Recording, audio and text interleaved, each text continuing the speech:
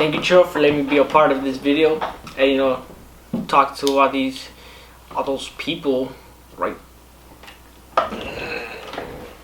there about a tragedy that happened to me recently. Tell them the tragedy, bro. Tell them the tragedy. Well, this tragedy occurred last week. You know, I'm over it now. You know, pretty much. Well, I was at work, right, and I work at Big Lots in Downey, and they stole my car. What? They stole your car. They stole my car. And for you that don't know what car it is the black Honda Civic from, you know, Churro's previous video. AKA the black turd. The black turd, you know, we fixed the seat covers because my seats are all ugly and stuff and I can't afford new seats. Gotta improvise, you know.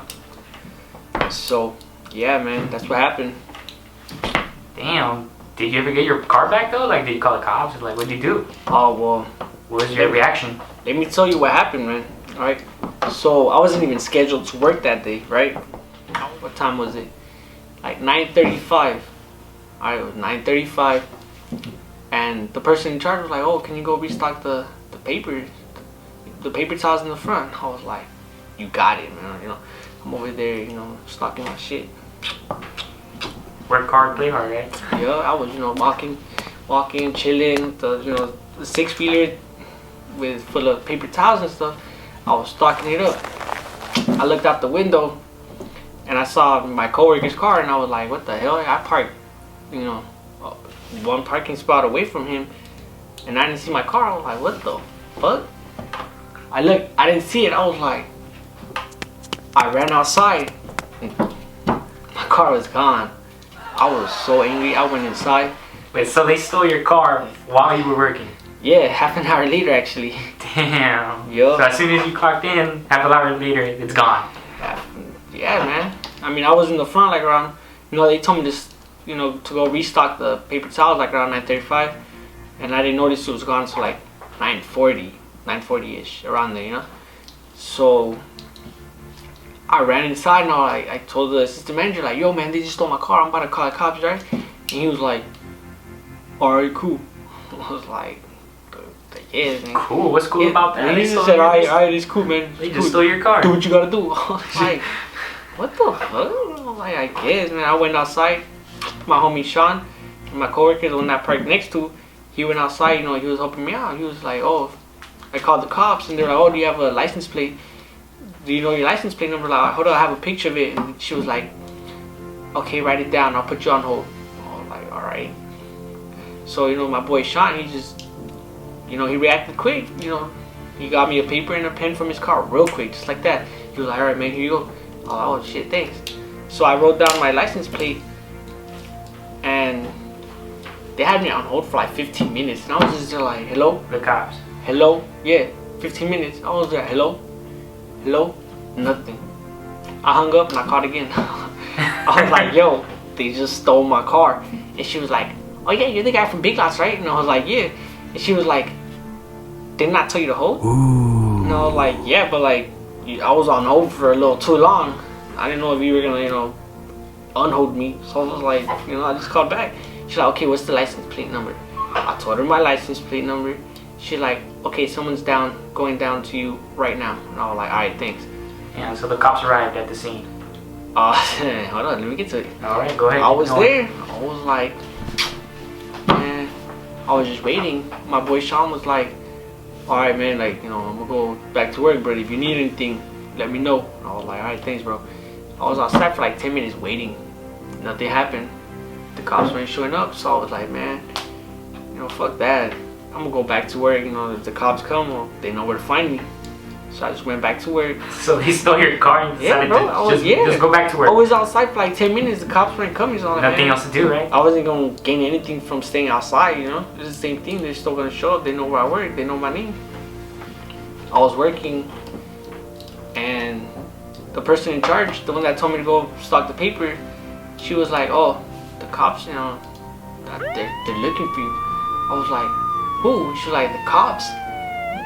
It was the lady with the badge. I don't know what badge. Yeah, I don't know what to say. I was like, fuck, man, I didn't do it though. And she was like, that's not what they're saying. I was like, fuck, man, they caught me. So I went. Obviously, you were joking. Yeah, obviously. I was like, obviously, I didn't steal my own car, you know? So they took my statement or whatever, and they're like, oh, we usually find cars 95% of the time. I'm not saying, you know, we're gonna find yours, but if they do, you're part of the 95. Like, obviously, you know what I'm saying? So 95% chance of them finding it, yeah. That's actually pretty high. I mean, I guess. Yeah, I mean, she told me that 95% of the time of the car found not working. Nah, 95% of the time, you know, it's actually kind of a little. Cause she explained to me that, you know, in the city of Downey, that the cameras, you know, they have the cameras, so when, you know, someone does something stupid, they take a picture of the license plate and send you a ticket or whatever. Yeah, of course. She said that once they call in a stolen vehicle, the camera actually reads the license plate of all the cars that pass by. So, you know, so if it's a stolen vehicle that passed by, you know, they get a thing that says, you know, this. Oh, so the cameras track it down. Yeah, pretty much, and they say, oh, you know, this car is going inbound on this and that. So you know, they have that. It's like, how do you only find 95% of the cars if you have, you know, something tracking them down every street they go down? And also, it's kind of hard to believe that 5% of the time they don't find your car. So back to this story, like. Oh yeah, back to the story. Sorry, I got a little off track. Got off on a tangent. Yeah, they took. So what they say? Like they just told you to wait until they call you back. They just took my number and they're like, okay, you know, like, we'll let you know when we find your car. Yeah. Okay. So fast forward a couple of days, did they end up calling you back, or did they just not call you? Oh, I'll get to that right now. You know, so I asked her. I was like, yo, like, if you guys find my car, do I have to pay, or you know, what's going on? And she said, yeah. Huh? So you paid for your stolen car to get it back? I was like, yeah. She was like, yeah, if they tow it, well, depending on the city, it's a $95 charge per day. And I was like, per day? Per day. I was like, really? She was like, yeah, so you know, just wait for the call. And I was like, fuck, alright then, whatever. You know, the next morning, I get a call from the officer saying, oh, we found your car. So the very next morning? Yeah, the very next morning. You got the call? I got the call. Was like, they were like, oh, we have your car. I was over like, what, bro? Like, yeah, it's towed. It's in the impound. Oh, so wait a minute. So you ended up paying? Yeah, but it was in 95. Like, I was hoping it was $240. $240? $240, bro, to get my stolen car back. And it was just in one day that it was there? It was in one day, bro. Oh, yeah. No, it wasn't even there for a whole day. Yeah, you found it. They found it. So it was there in the morning. According to the paperwork, they found it that same morning that I went to go pick it up. That same morning? Yeah. And I called the towing company. Expensive. No. And I called the towing company and they were like, oh, yeah, you know, it's going to be $240. Oh, like $240? And he was like, yeah, before 5. After 5, it's another $95 extra. After 5 o'clock, bro. Man, I was like, what the? What's going on, man? Damn. I was like, really? Like. So obviously you ended up paying for it. $240, man. $240. Yep.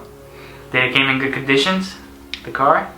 Are the seat covers still there? Please, we worked hard on those seat covers. Man, that's the sad part of it, man. That part makes me want to cry. So I got the car back. They stole my battery. They stole my Logic hat that I got at the Endless Summer Tour. It was in the back seat. They stole a beanie that my girlfriend gave me for my birthday last year. They stole my amplifier that was obviously in my trunk. Oh, that was a good amplifier too. Yeah, man, it had, my speakers sounded great with that, man. They stole my skateboard, my Plan B. No, not Plan B. They stole my Plan B, bro. I love that skateboard. They stole both of my whips in one shot, bro. Damn, that's Plan B, the skateboard right there. Man, that was my Plan B, and it was a Plan B, you know? It was perfect. So that was another transportation right there. Exactly, so if my car were to break down or something, I have my Plan B. But no, man, they stole my Plan B as well. And what else was wrong with the car? You said something earlier, like you told me before. Oh no, they stole an iPhone. I think it was an iPhone 5 that my girlfriend let me borrow to listen to music, and a speaker. So when I'm unloading the truck at work, I have something to bump, and they stole both of those. And I was like, fuck, man. Did they mess up any specific part of the car? Yeah, like not just my ignition switch, actually. They, obviously when they stole it, they jammed a screwdriver in there or something, and they jammed it. My key goes in this much. Oh, I don't actually. So the part where you put in the key to start up the car is not working. The ignition. Right? No, man. Look, there's the key right here. This much of my key goes inside. Just this. That's the only thing that goes inside the switch. So it goes in like yay much. I could turn it on. I bought a new battery, obviously, because I had to. I could turn the car on, and I was happy. I was like, yeah, Yeah. I wasted all my money getting the car back and in the battery. I turned it on. I was happy. I was like, yeah, something's good. And then I turn it off, and my radio stays on. What? So your car doesn't turn off completely. No, it doesn't. So you take off the keys and it's still on. Yeah, pretty much. I take the key out, and my radio's still on. What about when you're driving? Like when you're literally driving? Oh, well, when I turn the car on, since it's only yay much, inside, I turn the car on, and I could legit pull my key out with, obviously the car's still on, so I could just legit turn it on and just take my key out, and I could drive it like that. So you're driving without the key on? Like, so you basically take off the key and you can still drive it? Yeah, I mean, I'm not driving. That's dangerous. Yeah, but I'm not driving my car because, it doesn't turn off all the way, and I don't want to have to drive somewhere and, disconnect the battery, because it's kind of awkward driving from one place to another, disconnecting my battery. So I just disconnected the battery, and I have to replace my ignition switch so my battery won't die out if I keep it, connected and stuff. So yeah, tough luck. Alright, now we get to actually show your little sketch. So my assistant manager actually checked the cameras, but the cameras at Big Lots, they're horrible. The cameras are bad quality. I can't see what type of car it was, but it was people in the car, and I can't see any people. Like, the cameras are just so blurry, and they didn't catch any license plate, anything.